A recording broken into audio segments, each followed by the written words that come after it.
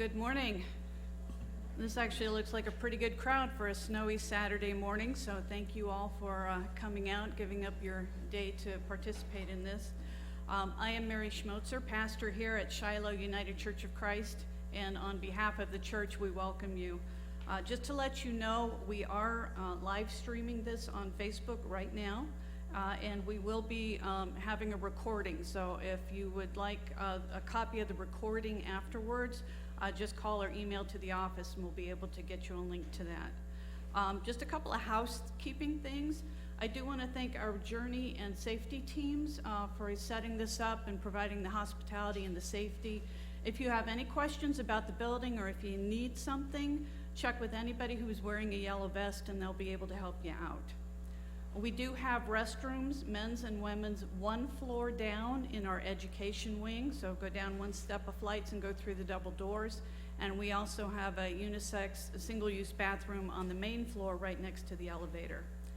Our emergency exits are the back where you came in, and there is a door here that will take you right out to the parking lot as well. So if there is an emergency and we have to evacuate, please listen for some instructions from our safety team. And some of you noticed that we do have some treats in the lobby afterward. We didn't actually plan for that. It's left over from the food or from the blood drive that we had yesterday. They're still good. I tested some this morning. But that'll be a chance to kind of meet and greet some of the other folks that are here. Joanne is doing this presentation again over in Berwick at 2 o'clock, so she's got to be mindful of the time. But we are hopeful that she'll be able to do some questions and answers after the presentation. So at this time, I'd like to turn it over to Linda Diedrichsen, who will tell us about our speaker.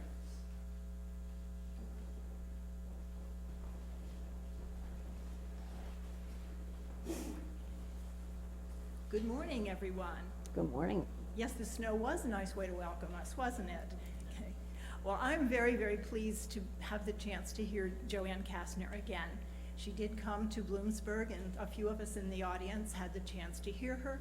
We were so moved and so impressed that we knew that if she could, we wanted her to come back to do another presentation or two, and she has so kindly agreed to do that today. If you don't know her already, Joanne is a Mercy Associate and a spiritual director, and she's also a very experienced border immersion participant. She has spent time in El Paso, Texas, and in Juarez, Mexico, with a group of sponsors, sponsored by the Sisters of the Mercy of the Americas and the St. Columban Mission for Justice, Peace, and Ecology.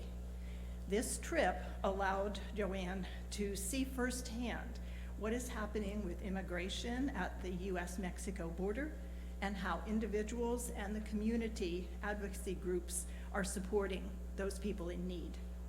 In addition to this work, actually as a furtherance of it, Joanne is working with 2 refugee families and volunteers weekly with an immigration clinic that assists undocumented individuals with filling out government paperwork to request asylum or stays of deportation.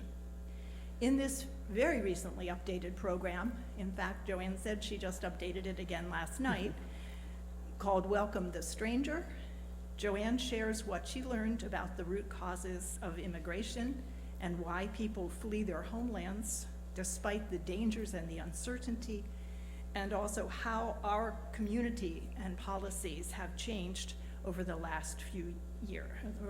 past year rather. You'll see that she's including photos and stories and video clips, and I'm sure you'll be absolutely as engrossed as I have always been. And I also wanted to say that Ginny Maisie, my colleague, would like to say a few things about the immigration support group that we formed after hearing Joanne's presentation in Bloomsburg. So that's what prompted the form that Ginny has handed out. So we'll just take a minute for Ginny to explain our mission, and then we're here to welcome Joanne. Thank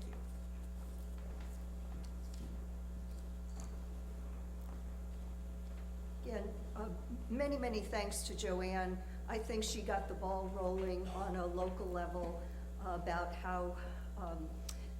how many ways we can participate in positive change and support for the immigrant populations in our community. And I just wanted to tell you about what the Immigrant Support Group is. Mel Endy is significant in getting this started.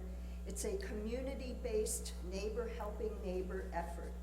Right now, the focus of our group is to provide material assistance as we become aware of specific needs of our local immigrant communities, to offer public education so our communities can learn about the complexities of immigration issues, such as Joanne is offering, and to advocate for policies that preserve every individual's humanity and dignity.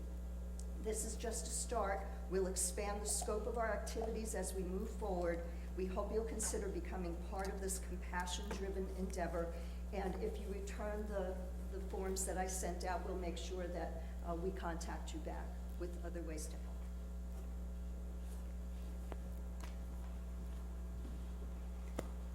It's so good to have you all here today. I'm trying to think of how I'm going to do this so that I don't have my back to you and I'm not in the way. Am I blocking anyone from seeing the screen? Okay. We can move it. That's okay. From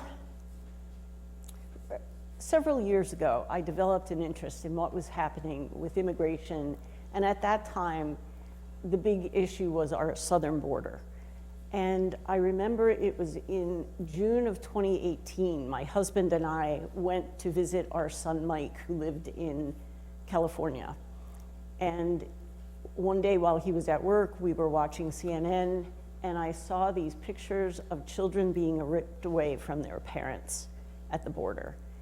And I was so horrified. I could not believe that I was seeing this, that this was taking place in our country.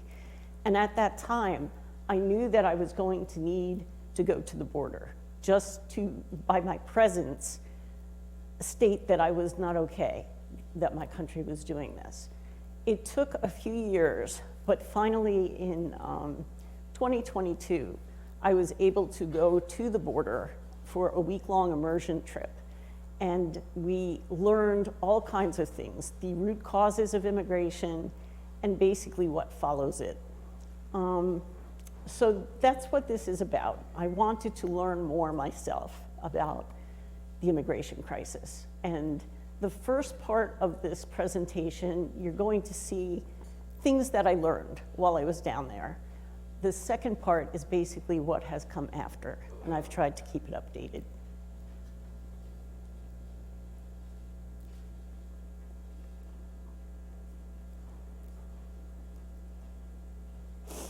This is one of the things that was great about going to the border with a faith-based group, was that at night, after we had spent the day speaking with people and learning things, we had the opportunity to come together and just basically debrief. And this was something that was offered to us one of those nights. And I do have handouts in the back. If you haven't seen them, you'll have the ability to take this home. Turning to One Another by Margaret Wheatley. There is no power greater than a community discovering what it cares about. Ask what is possible, not what's wrong. Keep asking. Notice what you care about. Assume that others may share your dreams. Be brave enough to start a conversation that matters. Talk to people you know. Talk to people you don't know. Talk to people you never talked to. Be intrigued by the differences you hear. Expect to be surprised. Treasure curiosity more than certainty. Invite in everyone who cares to work on what is possible. Know that creative solutions come from new connections. Acknowledge that everyone is an expert about something. Remember, you don't fear people whose story you know.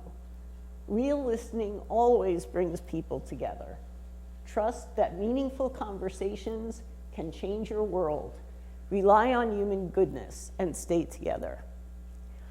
I think the biggest takeaway from my trip to the border was that line, what is possible? If we look at the entire situation with immigration law, and the state of where we are at this point, it is such a mess. Like, there is no one good solution to what's going on. But what people taught me at the border was, if we pick one thing that is possible for us to do, we do it with our hearts. That's our calling.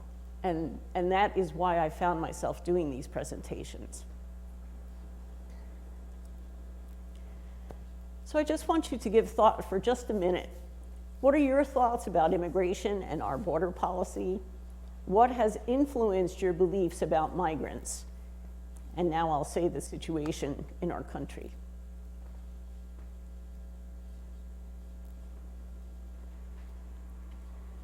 Okay, what you're going to hear now was recorded by someone who was in a detention center on June 10th, 2018.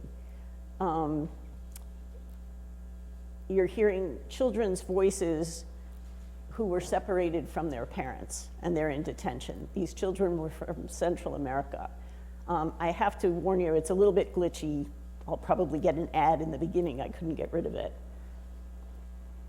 See what scholarships you may qualify for. Visit gcu.edu/myoffer. No quiero que le paren a mi papá, no quiero que lo deporten.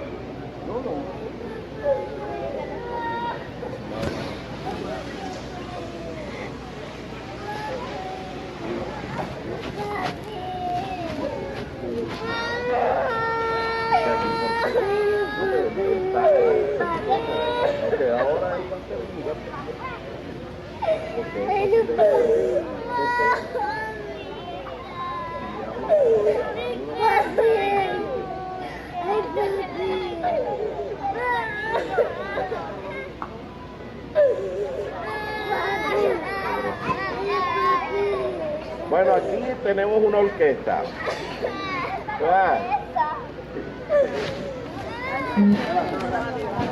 Faltaba el maestro, a ver.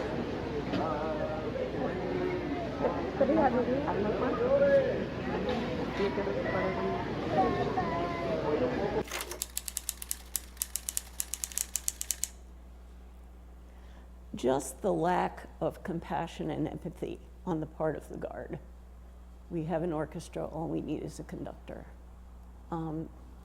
That cruelty, I think the theme of cruelty is one of the things that is hardest to understand about what's going on.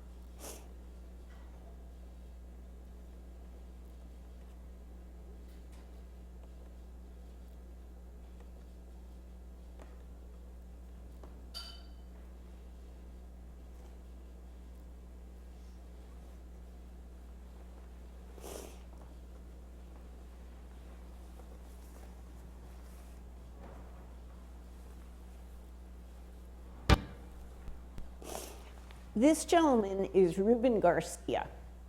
Ruben Garcia is known as the Mother Teresa of the southern border, and I'm going to let him explain to you what he does. For the past 40 years, Ruben Garcia has served as the director of the Annunciation House, an organization that works with people on both sides of the U.S.-Mexico border to help people immigrate or determine their next steps after deportation. Tonight, he shares his brief but spectacular take on how embracing refugees builds stronger societies. I believe that many of us in the United States tend to look at the refugee, the immigrant, as someone who is simply a matter of charity. So many of our industries are interwoven with the immigrant and the refugee. When we protect the refugee, the immigrant, we are protecting ourselves. I was fortunate to have been born here in El Paso, a border city, a border community. My family lived on both sides of the border. I had family that lived in Juarez, Mexico, as well as here in El Paso. I grew up going back and forth. It was a daily event that was as normal as crossing the street in any neighborhood in the United States. Annunciation House is an organization that operates houses of hospitality for refugees and immigrants right on the border in El Paso, Texas, Juarez, Mexico. We've been doing this now for almost 44 years. The vast majority of those that come to our houses are individuals that have been processed by Border Patrol or ICE and then are released on their own recognizance. Some of the policies that were implemented during the Trump administration were, I would use the word, they were inhuman. The worst among multiple policies was the zero tolerance policy, whereby the children of parents were separated from parents so that the parent could then be prosecuted criminally. There's over 1,000 children that have not been reunited with parents. Annunciation House was one of 4 locations that was selected to receive the reunified families and to see the dynamic of people coming back together again. And let me tell you, it isn't all just hugs and tears. There's also anger on the part of children who look at the parent and basically accuse the parent of abandoning them. Why did you leave me? Why didn't you come get me? It's an incredibly profound experience to see that reunification. I've always believed that all of us have a responsibility to each other. And I also believe that the vast majority of us find some way to live that. When Annunciation House came into existence, that simply continued to affirm that commitment to the other. My name is Ruben Garcia, and this is my brief but spectacular take of refugees on the border. And you can watch all of our brief but spectacular episodes at pbs.org/newshour/brief.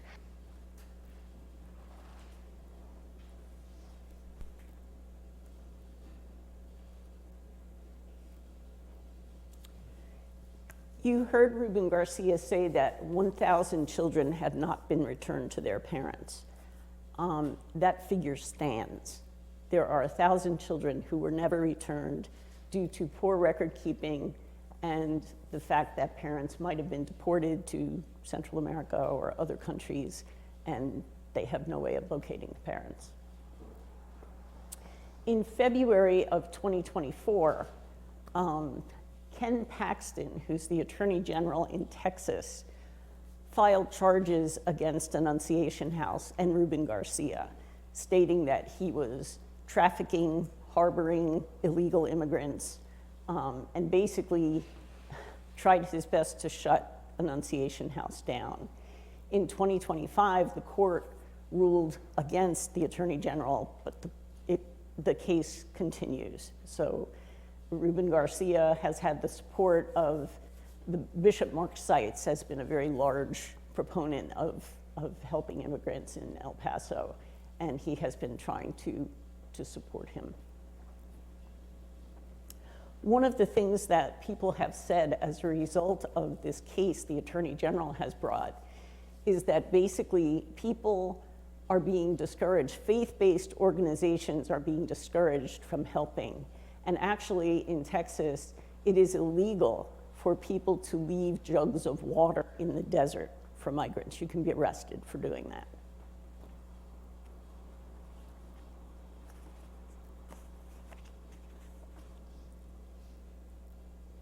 This is Carlos Morentes. We had the opportunity to meet with him when we were there. He, believe it or not, is in his 80s, and he worked as a migrant farm worker for many, many years. And he described to us how that process worked for him. He said in the mornings before dawn, Mexicans would line up at the border to get ready to board trucks that would take them into Texas so that they could pick crops. He said there was a little building at the border, and they would have to enter into that, be strip searched, and sprayed with DDT because of the belief that Mexicans were dirty and carried diseases. This went on into the 1980s. And he went on to explain to us the difficulties faced by migrant workers in the fields, that they often are not given water. There's no health insurance, and just the bending over and the very hard work is very difficult. He talked, you see him there with a 5-gallon pail of red chili peppers, and he explained how he would be bent over like this, picking the chili peppers. When you got a 5-gallon bucket filled, you would carry it to a truck that might be in the next field. You'd dump it into the truck, you'd be given a little cardboard token. And at the end of the day, in order to make minimum wage of $7 an hour, you would have to pick 100 of those buckets. He asked us to make it a point when we got back to the United States to let people know how sacred food is, that pretty much any kind of food that we consume has been touched by migrant hands somewhere along the line. And he also said, when you buy organic food, you are helping to protect the people who pick it. He said, you know, organic food is more expensive, but the workers are so exposed to pesticides and different chemicals. If you make that decision, it's helping to protect immigrants. This is a video that, it's just a short one. If you have Netflix, there is like a 20-minute documentary you can see. It's called A 3-Minute Hug. We went to the Border Network on Human Rights, and they told us about this initiative that they had gotten together. In the 1990s, when people were stopped from crossing the border, you heard Ruben Garcia say it used to be like crossing the street. Families were separated, and many of them for over a decade had not been able to see one another. And the people in El Paso decided what we think we can do, what we're able to do, is go to the officials on both sides of the border, and at certain times during the year when the Rio Grande is dry, can we bring the families together to reunify them for 3 or 4 minutes? Because there were so many families that wanted to do it. So that's what you're going to see here. Consequence of beefing up security at the Mexico border has been the splitting up of families. Special correspondent Angela Cocherga brings us a story about one opportunity for a family reunion. Hundreds of people lined up in El Paso near the border just across from Juarez for the chance to see their relatives who were waiting on the other side in Mexico. The family reunion was in the middle of the Rio Grande, which along this stretch of border is a dry riverbed.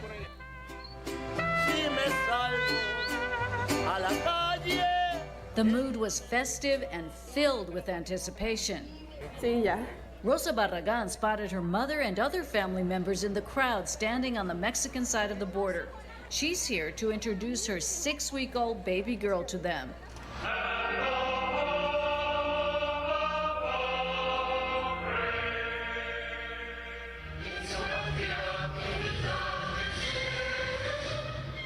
After the U.S. and Mexican national anthems and a blessing from priests from both countries, the moment they've been waiting for.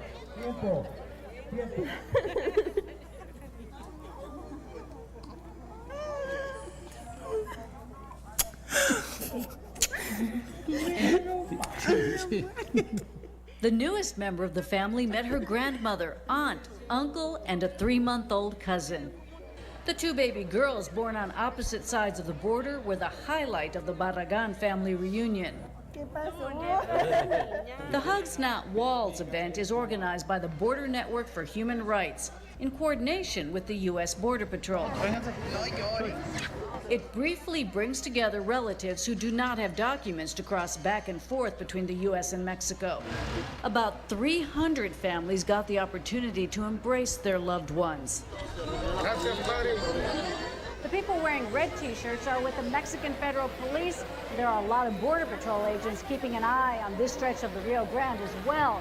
We were asked to wear blue shirts in order to identify that we're covering the event on the U.S. side of the border. And families who are coming over from Mexico, they're wearing white t-shirts.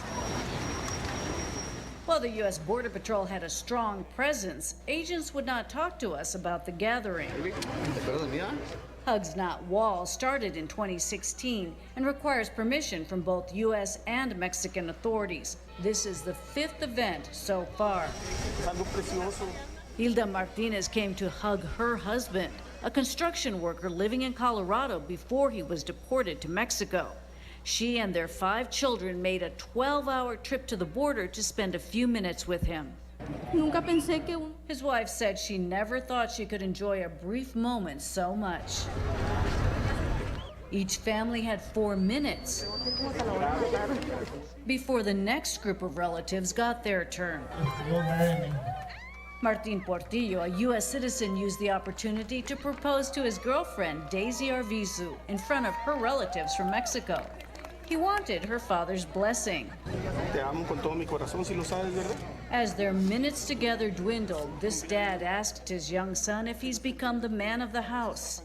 Abráceme, mi amorcito, porque luego vas a tener que ir a tu casa otra vez y no sé cuándo podamos estar juntos otra vez, mi reina.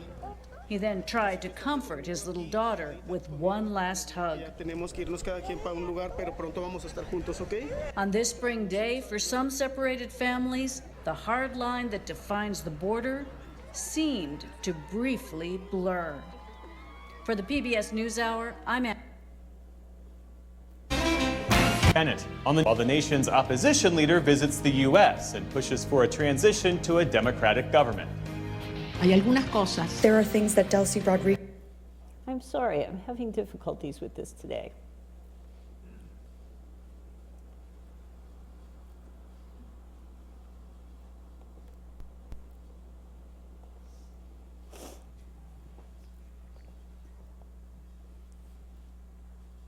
So this program no longer exists.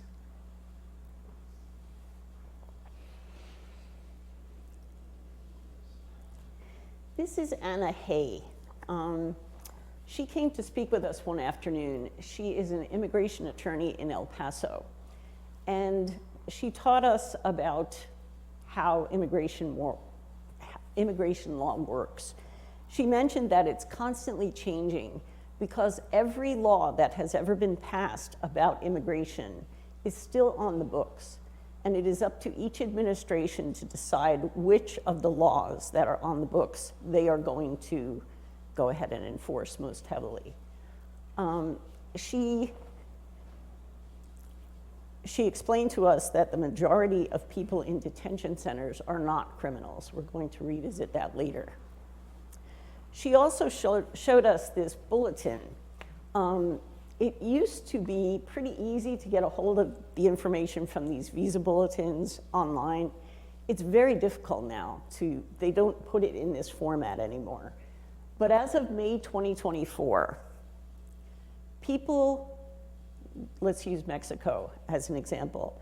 The people who were being admitted into our country from Mexico had applied in October of 2001. She said at this point, when she talks with people from Mexico and they say, you know, I want to come to this country, she's telling them that due to the backlog with judges, many of the immigration judges have been fired, it would take over 50 years for them to be legally admitted. And this is something, one of my friends had been a very dear friend. We had differing thoughts about immigration. Both of us have great-grandparents who came from different countries to the United States.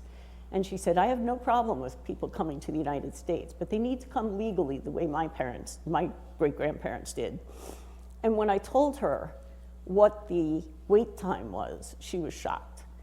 The wait time for people who are Caucasian is so much shorter. And you may have heard recently, our president was heard saying, I don't know why more people from countries like Norway don't come to our country.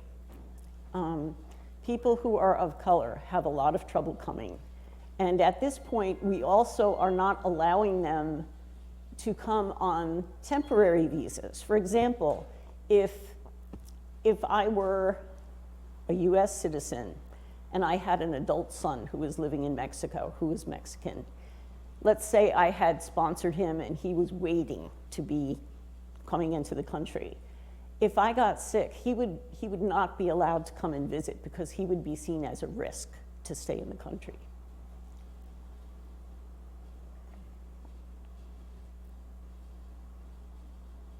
It used to be with immigration, when people were coming from other countries to the United States, all that was needed was that their name was on the ship's register. And when they got to Ellis Island or another port, they would hand that to the immigration officials. There was a quick health check, and most people were in their new country within 2 hours. This was the day that we went to the border wall. We traveled about an hour west of El Paso. I was there in early May, and we were going to be the last immersion group permitted until October because of how hot it gets. So this was early May, and when we got to the border wall, it was about 2 in the afternoon. It was easily 95 degrees, and we were in the middle of a desert, and all of a sudden we came over a rise, and we saw this border wall. And I have to tell you, I've seen pictures of the border wall, but there was something so ominous to me when I saw this, just this rusty brown, 12-foot high thing stretching from one mountain range to another mountain range.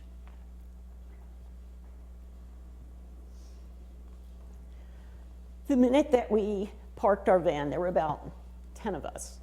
We walked over to the wall, and as soon as the van stopped, we saw children come running to the wall, and they were putting their hands through the bars, and just some of the people in our group who could speak Spanish were speaking with the children. And I found that I could not stay there. I could not look at those children because I had such an overwhelming feeling of shame that I was implicitly guilty just by virtue of the fact I was American, that they were on that side of the wall. This is where the children had been playing. It was a dump, and there were dead chickens, there were glass, trash. The children were barefoot. They were playing there. You see the buildings in the back. It looked pretty much like bombed out buildings from Ukraine. It was actually a village of about 200 people. And we were told that they used to be able to cross over and, be transported to places that they could work in the United States, and that wasn't happening anymore. So I walked down along the wall, and I saw this, and it just struck me as such a contrast in symbols. On the lower left, you have the wall. On the upper left, you have this mission cross. And I thought, if ever there was a counterpoint of messages, this was it. We went to a special needs clinic. This was our first day in Juarez, in Anapra. And Anapra is an extremely poor and violent section of Juarez. But we traveled along these deeply rutted roads, and we came to this, they call it a straw bale building. It's basically bales of straw that have some kind of whitewash over them. And it was a 3-room clinic run by sisters. And they had come with the idea of running a health clinic for people in Anapra. And when they got there, they realized that there was no help whatsoever for children who had special needs. And so they changed their mission, and they said, we're going to work with the families of special needs children. And they had physical therapists. Well, they had a physical therapist. They had a little school where they were teaching the children basic skills. And what happened over time was that this became a community hangout. And when we went there to visit, it was full. People were laughing. It was such a joyful place.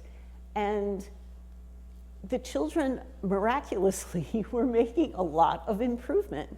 And they said, this is God at work. You know, the fact that we're here helping, these miracles are happening with the children.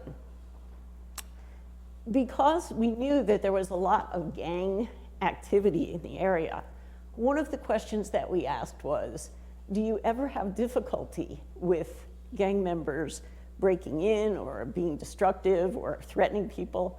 And they started to laugh and they said, did you see that mural painted on our front wall? And we said, yeah.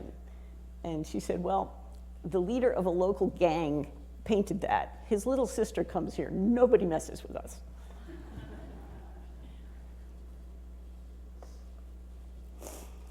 This is Father Bill Morton.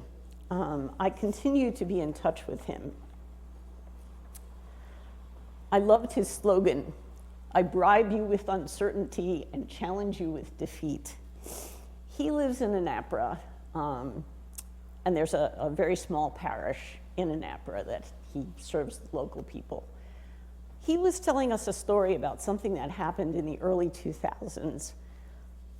There's a law that had been on the Mexican Constitution books that said any individuals who inhabit land, a particular piece of land, for 5 years or more, that land becomes theirs. And the reason for that was to protect the indigenous population in Mexico. And so what happened was there was a small group of people who lived on a mountain ridge, maybe, he said it took him about an hour to get there. And he pointed in the direction and he said, so in the early 2000s, these people who had been there since the 1970s had formed a little community up on top of the mountain. It was a very poor community. There were maybe 20 families. They raised chickens and goats. They didn't have electricity until they were able to get a truck to run a line up the mountain. So they had one power line that went up to their community. And periodically water trucks would come and they would bring water into the village. And one day, a spokesman from a local wealthy person went up to the village and said, you folks are going to need to relocate because we've decided we're going to build a tequila plant here. And so you're going to have to leave. And they said, we're not leaving. We've been here for over 30 years. This is our land. This is where we live. And at that point, there was a campaign of increasing violence that began. First, it was a couple of men from the village who were beat up. Then the line bringing electricity up to the village was cut. The water trucks stopped coming. But the worst thing that happened was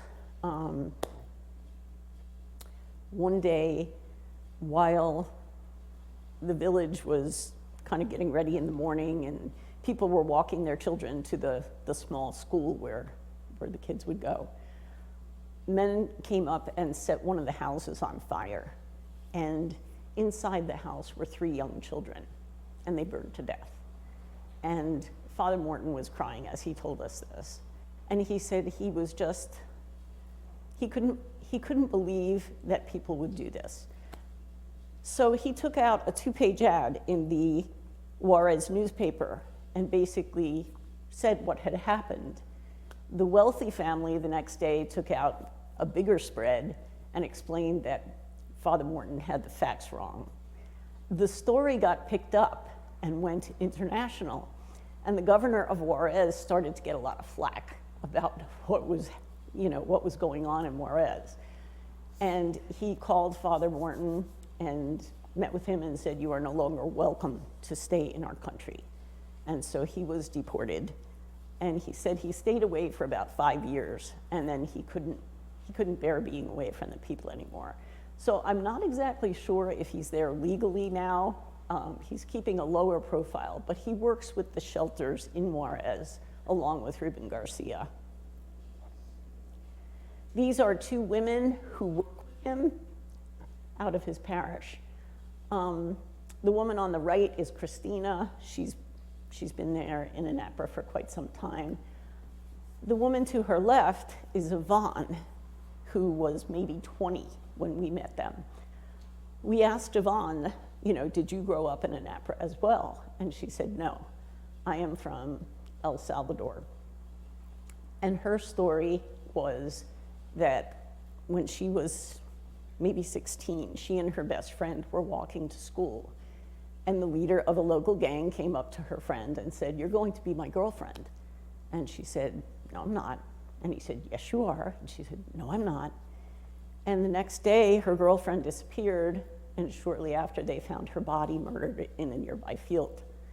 And then the gang leader came up to Christina, or to Yvonne, and said, you're going to be my girlfriend. And she knew she had to flee. She knew what would happen if she stayed. So she had been waiting in Mexico. She had applied for asylum and then been told to wait in Mexico until her asylum case came up for a hearing, which had happened, that she had gotten notice that her hearing had been scheduled. And she told us, I'm not going to the hearing. I've decided I'm going to stay in Mexico and be a citizen here, because if I go to the hearing and they deny my asylum, they're gonna ship me right back to El Salvador, and I know what's gonna happen if I go back. This is Sister Betty Campbell. She also lives in Anapra and works with the community there. This is her back patio. And what you see there are murals that she painted. And the little black writing that you see are the names of all of the people since she's been there. I think she said she got there in 1988. All of the people who have been murdered trying to cross the border, all of the disappeared journalists, priests, sisters, other people of faith, and she just keeps adding to the walls. So many names.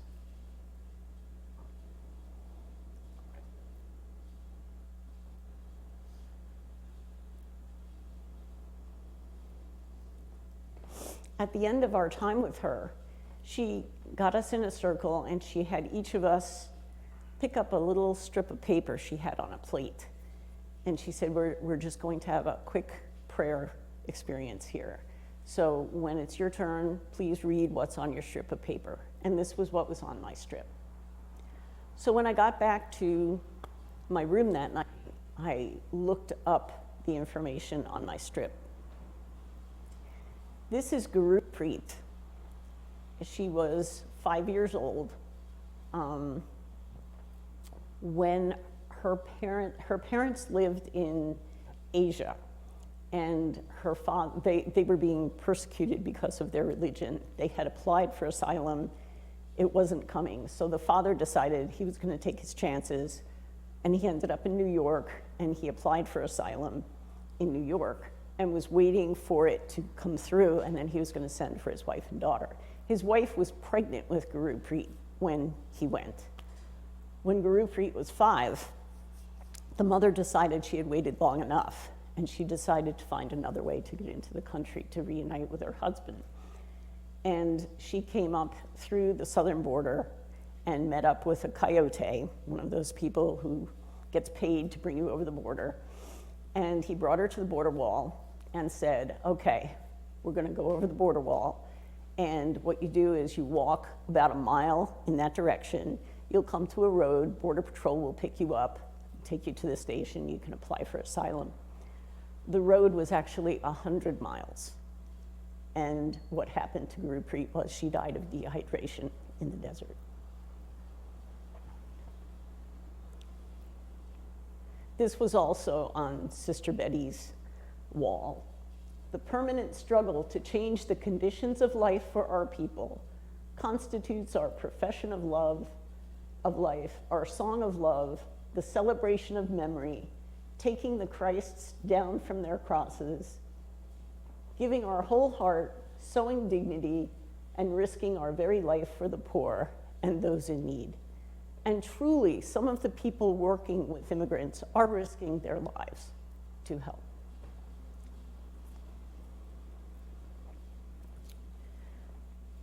This poem by Warsan Shire, which there's also a copy in the back, I think sums things up for the people who are coming to our country, knowing that they're not supposed to come, knowing that they're not welcome, knowing they'll be met with violence.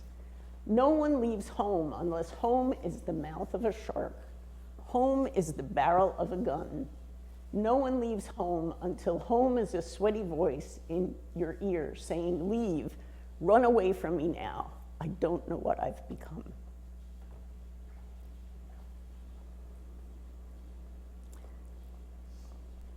I'm actually going to skip a video I've used before about the Darien Gap.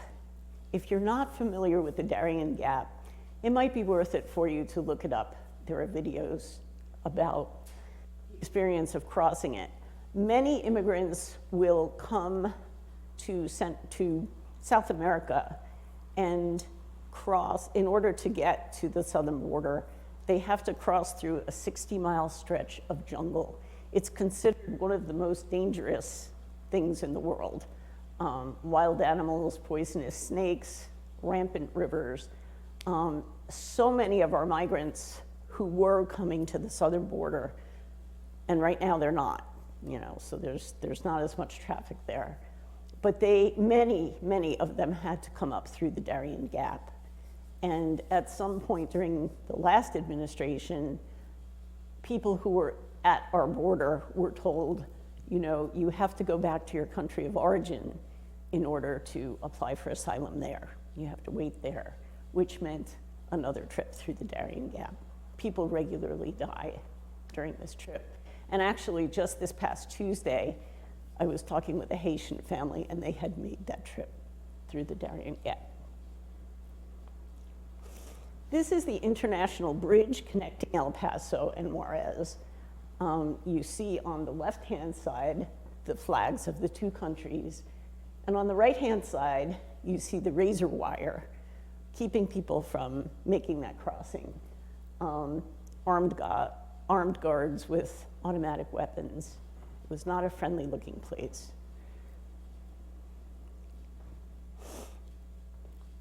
When we were there in 2022, Title 42 was still in effect. Basically, that had been put in place during COVID. And what it means is we keep everyone out of our country for fear that they're going to bring disease in. So we had shut down our borders using Title 42.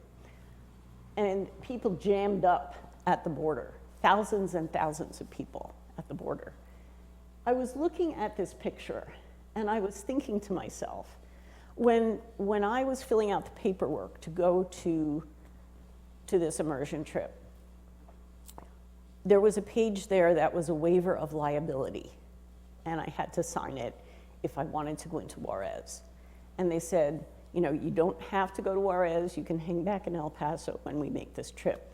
But you need to know that it's one of the murder capitals of the world. Kidnapping is rampant. The US Embassy is telling people, do not come here. We will take every step we can to make sure that you're safe. We go during the daytime. We go to places that we have never had issues with, but you need to know there's a risk. And I was sitting at the desk in my kitchen, and I looked out the window, and I saw my backyard, trees, flowers, dog running around. And I thought, this is amazing, the privilege that I have, that by accident of birth, I'm sitting here and I get to decide if I'm going to put myself at risk. What if I had been born in El Salvador? What if I had my 3 children in El Salvador and my daughters were being threatened by gang members? And I came to the southern border, and here I am waiting. And if I'm lucky, I have a tarp to keep the sun from beating on my head during 100-degree weather. There are no walls, there's no door to lock, kidnapping, murder. It was just a very transformative moment for me.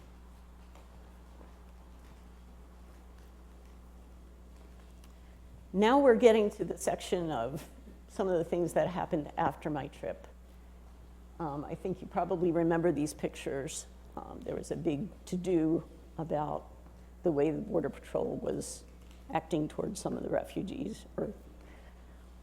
July of 2023, there was an outdoor holding pen that a reporter came upon by accident. He was driving in the back roads of the Arizona desert and was hearing noise, and he went to investigate. This is what he saw.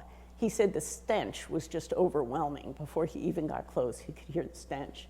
And this was a place where people were being detained. There was no shade, there was not water, toilets were overflowing, and when the guards saw him, he was chased from the area.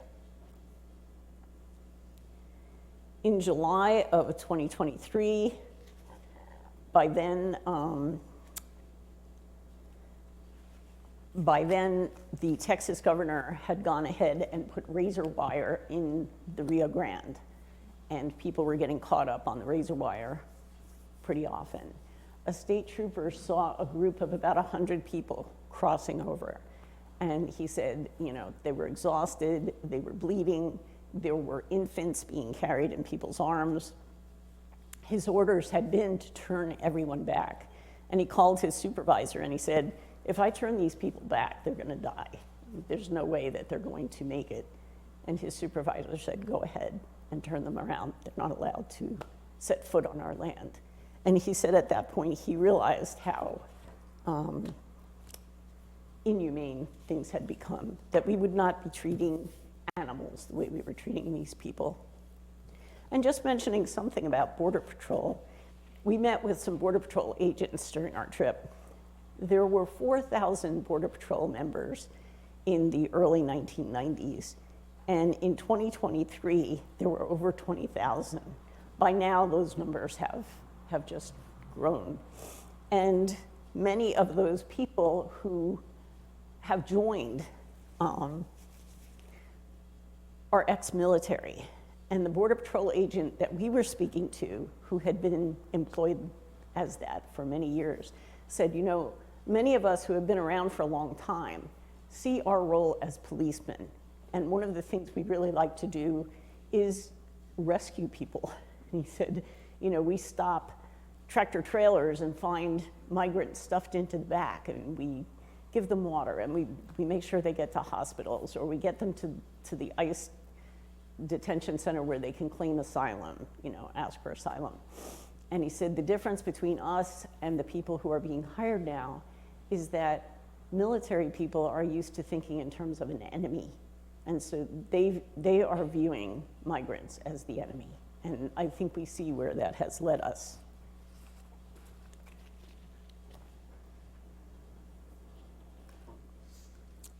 Okay, now we get to deportations and detentions. People rejoicing about detention being over, asylum being over. In May, the Supreme Court declared that Trump was okay stripping migrants from different countries of their temporary protected status. And the immigration clinic that I work with on Tuesday evenings in Lancaster, we are being flooded with Haitians because as of February 3rd, all of them have lost their legal protections.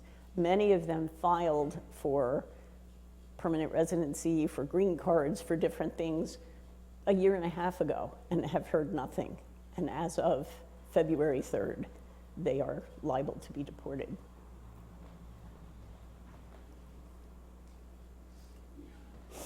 If you remember from this past summer, the big, beautiful bill that was passed, just the amounts of money that were given for deportations and for hiring of ICE. How many of you have seen commercials on TV with they're trying to hire ICE agents and, there's, what was it, a $5,000 sign-up bonus and what I have read is that a number of the people who are tempted to sign up for that are actually people who had been down at the Capitol on January 6th.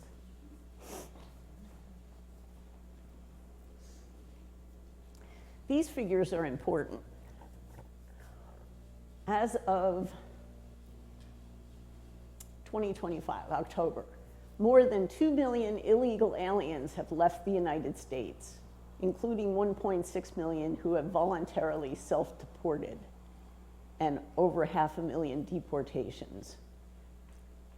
And as of early November, ICE has been holding up to 68,000 people in immigration detention facilities. And what they're doing is building new facilities. They want to have a capacity to hold 100,000 people in detention.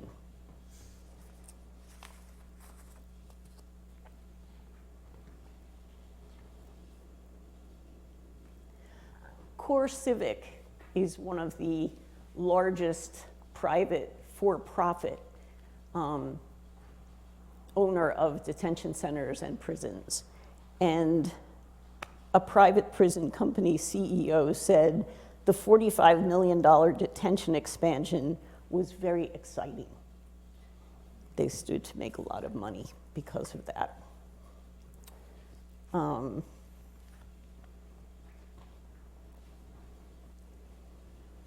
And then there's Alligator Alcatraz. Congress people have regularly been turned away when they have tried to approach not only this facility, but other facilities. They have the ability through congressional oversight to go in unannounced to any detention center. They are not being permitted to go in.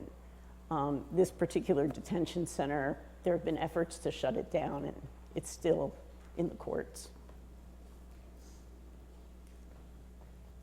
One of the things that many people don't realize is that being undocumented in our country is not a criminal act. It's a civil violation, which is a very different thing. So when we are hearing in the news about all of the criminals, 73% of the people who are in detention have no criminal violation whatsoever, other than the civil one. And the ones who keep up with their court dates, periodically they have to go in and report to court, they are the ones that are being apprehended. The ones who have the serious criminal charges know better than to check in with immigration officials, and so they're flying under the radar. So we're not even getting the people that we're supposed to be most concerned about.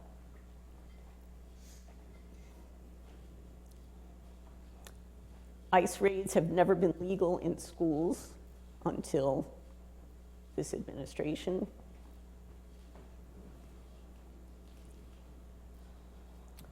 Okay, this was from May of this year. People showing up and being zip-tied in court. There have been people who have gone to court where the judge has just granted their asylum requests, who have been detained and taken into detention.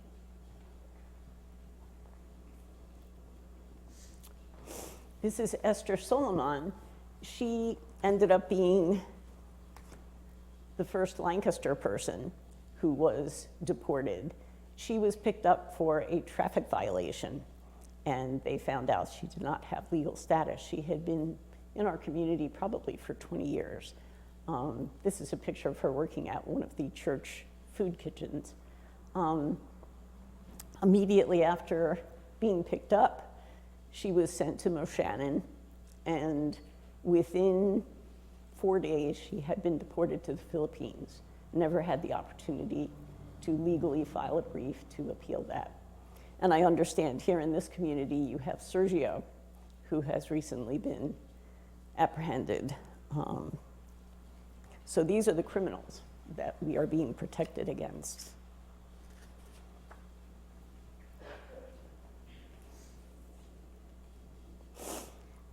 Some of the boots on the ground have been saying, this was from Detroit, city streets are empty because people aren't safe coming out. Grocery stores and restaurants are delivering meals just to stay open. Parents are afraid to walk children to school or to go out and buy groceries. And this has to do with the Trump administration's decision to deport people to third countries. There is a law that we have that says we may not deport someone to their home country if we have reason to believe that they will be harmed. That has not stopped us from doing that. But now people are being deported to countries that they have no connection with at all. No language skills, no family, no one that they know. And our president is making more deals with other countries constantly to do this. This is part of the text of the emails or letters that people get when they're about to be deported. It's time for you to leave the United States. Your parole will terminate 7 days from the date of this notice. If you don't depart, you'll be subject to criminal prosecution, civil fines, and penalties. We encourage you to leave immediately on your own. Again, we're terminating your parole. Do not attempt to remain in the United States. We will find you. Please depart the US immediately. Very kind of them to say please. Refugees, that's a whole different way people come into the country. People file for refugee status from wherever it is that they happen to be, usually in refugee camps overseas somewhere. Most of the administrations have had a limit of about 200,000 refugees coming into our country per year. And they have been thoroughly vetted before they come. They've had major health checks. There's like a whole process they have to go through. Many refugees will wait 10 to 15 years in refugee camps before they are approved to go to any country. Not all of them come to us. This year, the administration cut the number of refugees to about 7,500 for this coming year, and the majority of them are from South Africa. And many of the refugees who had gone through all of this processing are stranded, and that includes the Afghani interpreters who helped our troops during the war.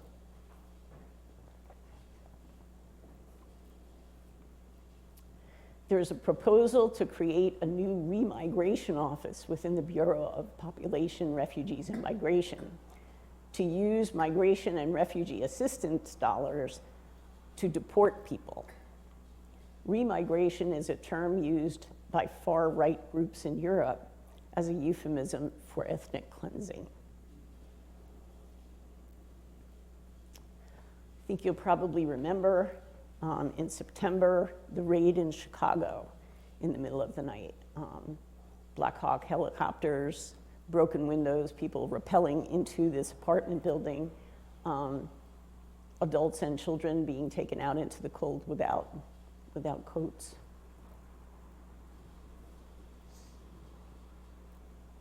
"37 people were detained.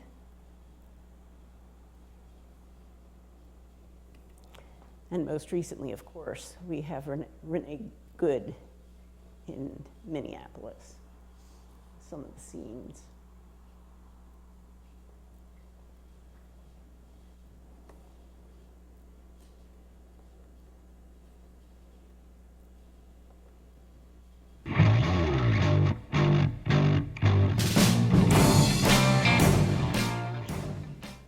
They say stay in your lane and know your limits, but that's not us.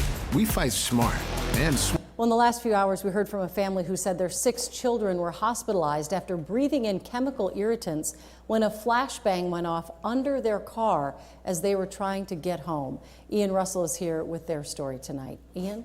Yeah, well, Julie, certainly a scary moment for this family. Destiny and Sean Jackson say they were on their normal route home yesterday when they saw the protest unfolding, eventually getting caught up in the crowds as chemical deterrents and flashbangs exploded around them. Chaotic moments in North Minneapolis Wednesday night as chemical gas, flashbangs, and fireworks were exchanged.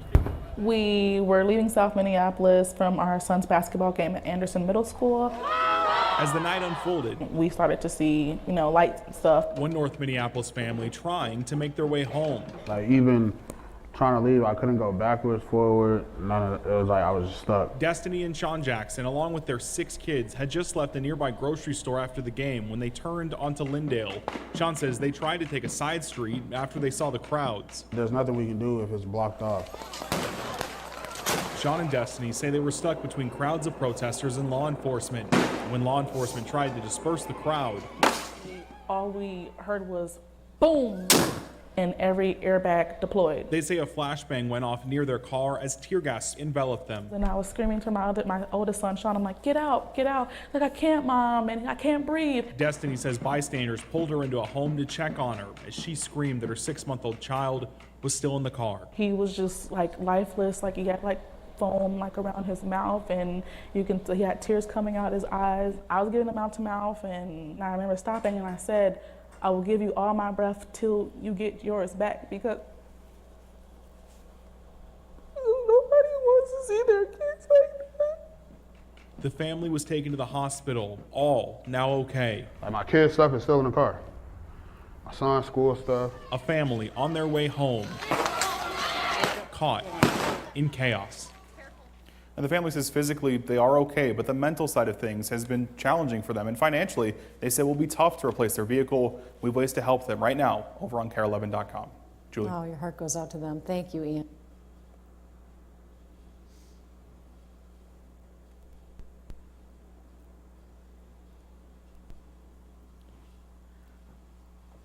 Just a couple of words about what is happening to our own economy as the migrant population is starting to dwindle. There's a lack of workers for agriculture, food service, construction, dairy, fishery, slaughterhouse, hotel industries, and healthcare. Many of our nurses' aides and nursing care assistants were immigrants. That one sign the person is holding in the upper left-hand corner, we work the jobs nobody else wants. So the thought that Americans are going to step in and pick up some of these jobs is just not correct. Undocumented hands feed you.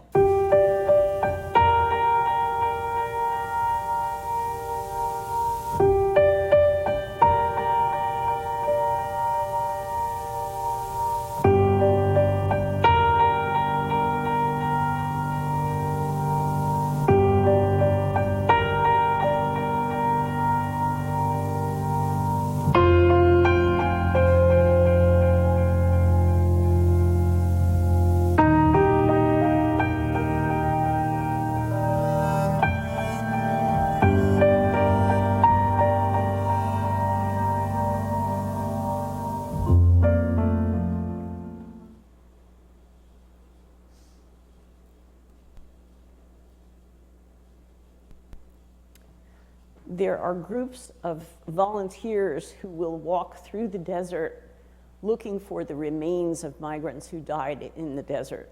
And there are many that die, and most of them are not found.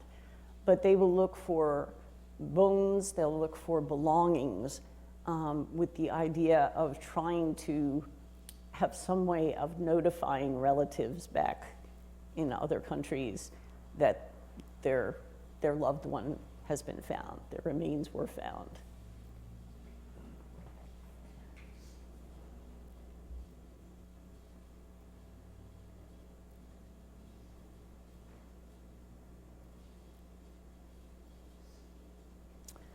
So now how can we help?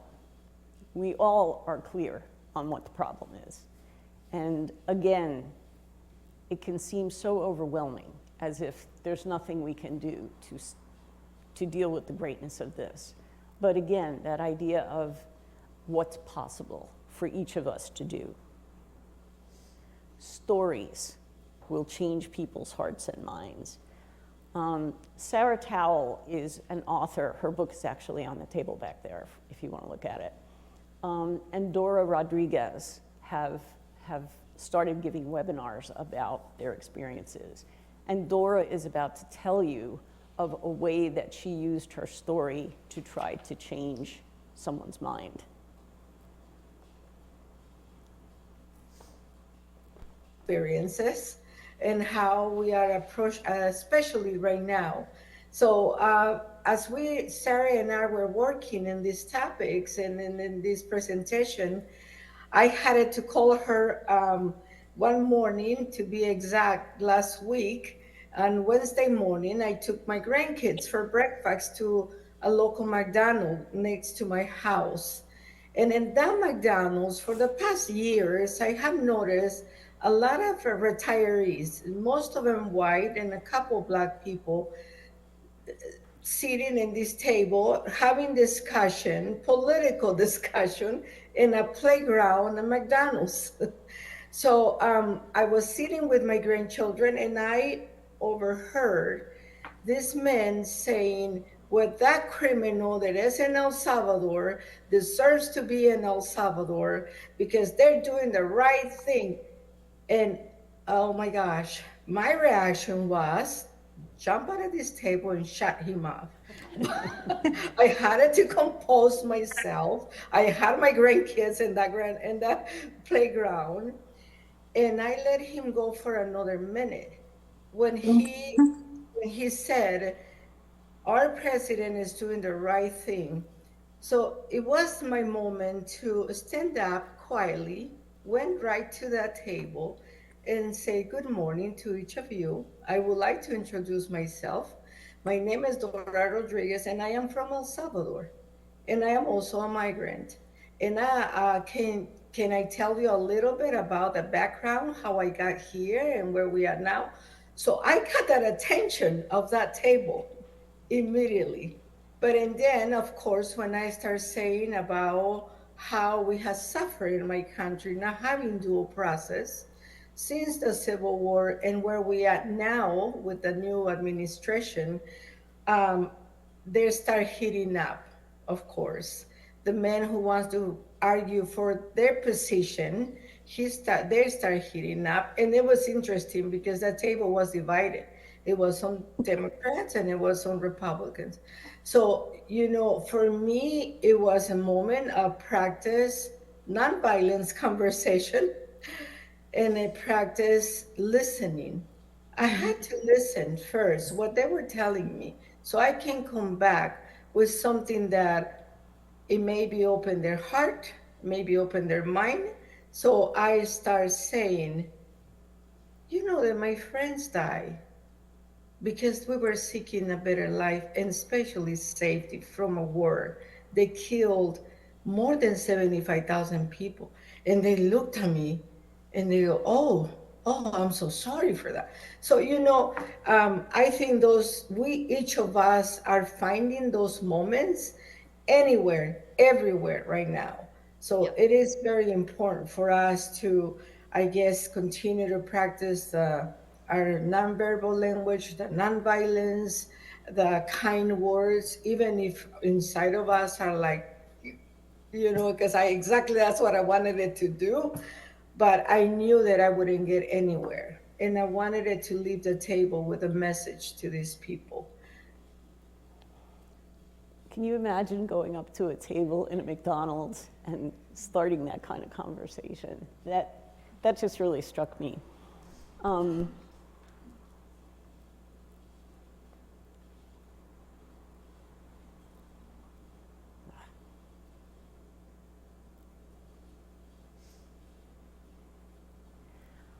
There was another story I wanted to share with you as well. We had the opportunity to meet with two people who also worked with immigration legal things, trying to help people in El Paso or people who were trying to get asylum. What happens when you would present yourself as you entered the country, you would basically surrender yourself and then fill out an application for asylum. And often what they would say is, okay, we will allow you to be in the country until your asylum hearing. So here's the date of your hearing, here's the place of your hearing, and until then you're free to go. I don't believe we're doing that anymore, but that's what we were doing.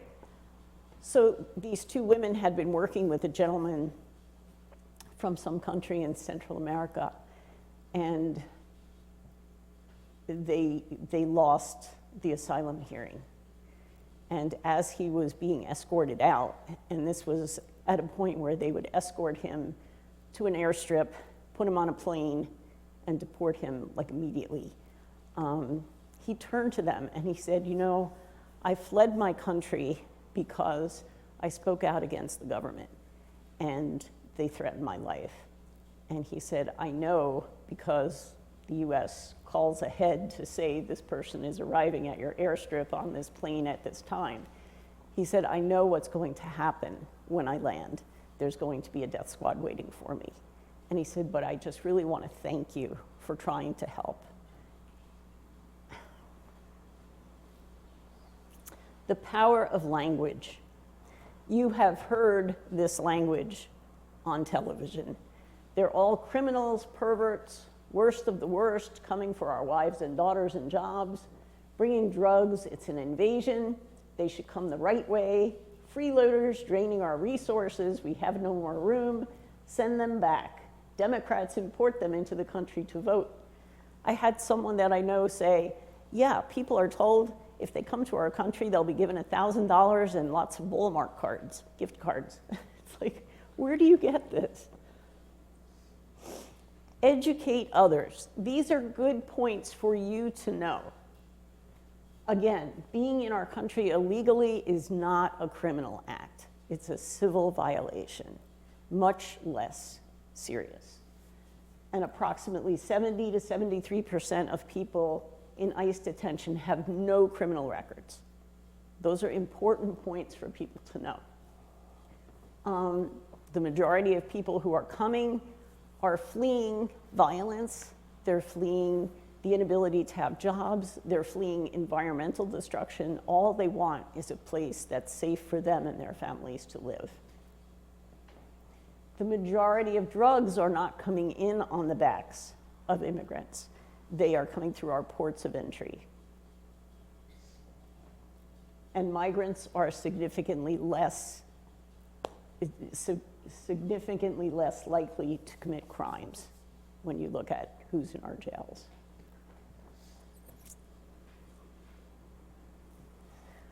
So take action. What is possible? And for each of us, that answer may be different. Attend local rallies. Offer to go with migrants to immigration court, just for support, even if you know nothing about immigration court. Offer to buy groceries or walk children to school for families who are afraid to come out of their homes. Take photos of ICE raids and post them on social media. I believe it was either the mayor or the governor of Minnesota who said, please take videos of ICE action because it can be used for court later on as evidence. Join with social justice groups. There are several who are here today, happy to help you. Contact your representatives repeatedly. Write letters to the editor for your local newspaper. Ask your faith leader to talk about the issue from the pulpit. Invite refugees and immigrants to speak at gatherings. I got this yesterday afternoon in my email, and I just have to share it. I had written once again to my senators and Congress people, and this was about detention and how people were being picked up. And this is from Senator Dave McCormick. I had specifically said, please do not send a canned response. I put that on because I don't want to hear their justification of what it is they're doing. So he wrote to me when I wrote about my concerns about what's happening. On July 4th, 2025, President Trump signed into law the One Big Beautiful Bill Act, a comprehensive budget reconciliation package that provides $165 billion in new funding for DHS. This includes $45 billion to expand and modernize immigration detention capacity across the country. I support this. This includes detaining inadmissible individuals who pose a threat to public safety and national security. I believe that all those in detention need to be treated humanely and in accordance with federal law, and this is being done through thorough, careful oversight and ongoing engagement with DHS. And I started to laugh. So I will be writing to him again, kind of disagreeing with what he said, and pointing out that in the calendar year 2025, 32 people at least died in custody, in detention, and that from January 1st to the 10th of this year, 4 people have died, and that congressional oversight people are not being allowed in. So I'm not exactly sure where he's getting his information, but you know, at this point I get kind of worked up and it's like a challenge. Okay, you're getting another letter. I have tried to go to see him in person. I was given one of his aides. It's just worth not giving up. This was a new bishop in San Diego, and one of his first acts when he was installed in his office was he took 10 of his priests and went down to the local immigration court, and there were ICE agents there, and he must have said to them, "What would your mother say?" And they left. People being in immigration court does have an impact. This was a rally that took place in June. I'm here in the upper left with the people I went down to. They organized the immersion group. In addition to speaking out on behalf of immigrants, we were also lobbying against the Big Beautiful Act, but unfortunately that didn't work. In 1978, Archbishop Romero had asked, a church that doesn't provoke any crisis, a gospel that doesn't unsettle, a word of God that does not get under anyone's skin, what gospel is that? For Archbishop Romero, denouncing the abuse of power was an essential part of the church's mission, and to remain silent about injustice for the sake of propriety would have been an unconscionable betrayal of the gospel. This is Bishop Mark Seitz again. There's a beautiful consistency in the teaching of the church about the dignity and sacredness of every human life. Yes, I'm called to love that child in the womb, but must also love the child who's already born, who's fleeing with parents into our country. I'm happy to say that this is becoming a more outspoken view in the church. Pope Leo saying, inhuman treatment of immigrants is not pro-life. Many pro-life people, unfortunately, to this point, have not considered capital punishment or what happens with immigration to be a problem, which is hard to understand. Our 3 major religions all have something to say about what we need to do with immigrants.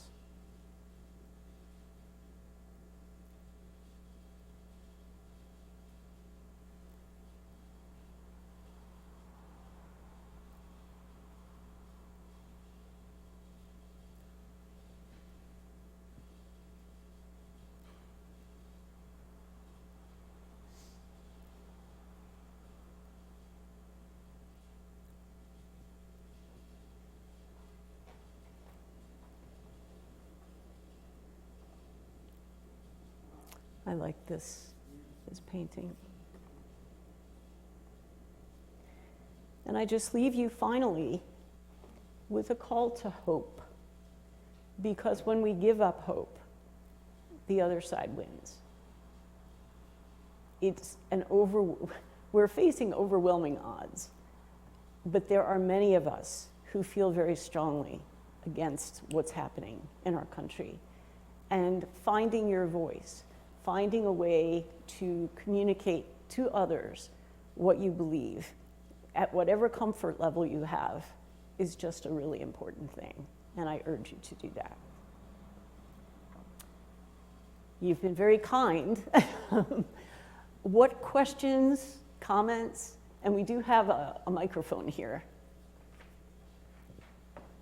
We have someone over here.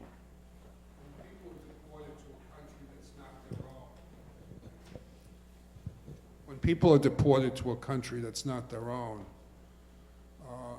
what happens to them? That's a really good question. Some of what I have read suggests that people deported to one of those third countries are detained in prisons there. But there's no follow-up, so we don't really know. It's kind of like a way of disposing of them, and then they're not our problem anymore. I think the other question is, has this been brought up to people who have followed the so-called Christian nationalism? Has this been brought up This immigration issue? to people? Okay. Have this work under this banner of Christian nationalism? Okay. The question is, do people under the banner of Christian nationalism have this information?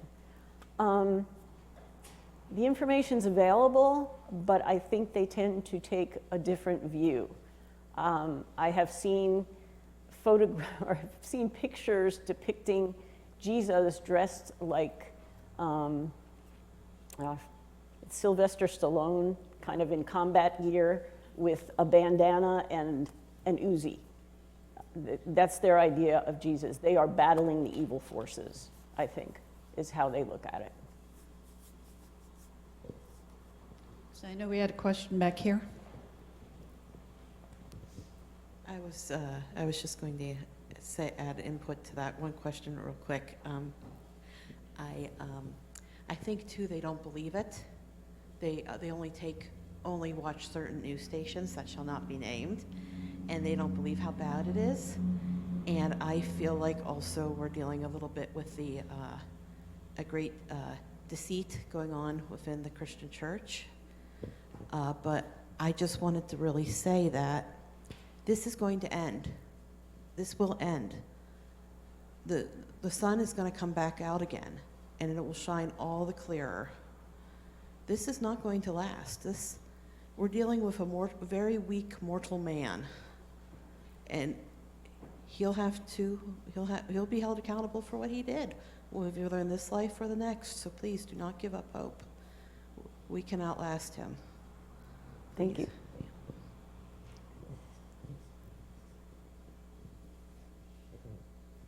Anyone else? Wait. One of the things you really didn't point out, and I think I know it because I've been to Latin America for 20 years. The reason why a lot of people come here, there's absolutely no opportunity. There's no hope of a better life. Most people are they've been picking bananas or doing day labor, working farms every day of their lives. Their children will do exactly the same, and their grandchildren will do exactly the same. I can kind of speak to that because that was the reason my grandparents and my father came here. There was no opportunity, couldn't get anywhere. This country had the hope of that. And you don't realize how powerful that is. Mm-hmm. Thank you. I will hang around for a little bit afterwards. There are some papers, the poems are printed on them. There are also some small cards. If you belong to other groups and think that they would be open to having me speak, please take one of those contact cards, and I'll be happy to talk with you. Thank you for your patience. And I think Mel and Ginny, we're going to share what's happening locally. Okay. Some, okay.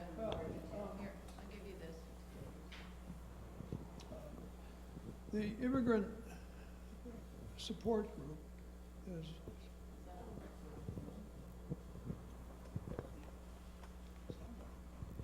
the immigrant support group that co-sponsored this with the Cultural and Religious Alliance, the interfaith group, has materials that we've passed out to you to sign up to work with us. We are simply a group of concerned citizens. We have in the back there, in addition to Joanne's materials, we have a three-page set of resources on how one finds out more about the immigration system and what one can do about it. A sheet on 12 ways in which you can be more welcoming to immigrants in your community, and and something about contacting the governor about the things that the state can do to be welcoming to immigrants. We as a group are simply a group of citizens. We are trying to learn about immigration. It's very difficult, and we are trying to find out individual immigrants who have been affected and who need help in a variety of ways, doing fundraising, doing ways of helping people go about their daily lives and stay out of the limelight. We are doing public education events such as this one. We hope to be doing work on policy issues with employers, educators, police, and their political supervisors about the reasons for being minimally cooperative with ICE if they're going to be able to do their jobs effectively in the community. We're working all these ways, and we invite you to join us. We have a coordinating committee of about 5 and a mailing list so far growing of 45 or 50 whom we invite to events like this. We ask for their ideas of helping. We ask them to do fundraising with us, and we're hoping to grow and continue to work effectively as we can. And it's very difficult to find legal help.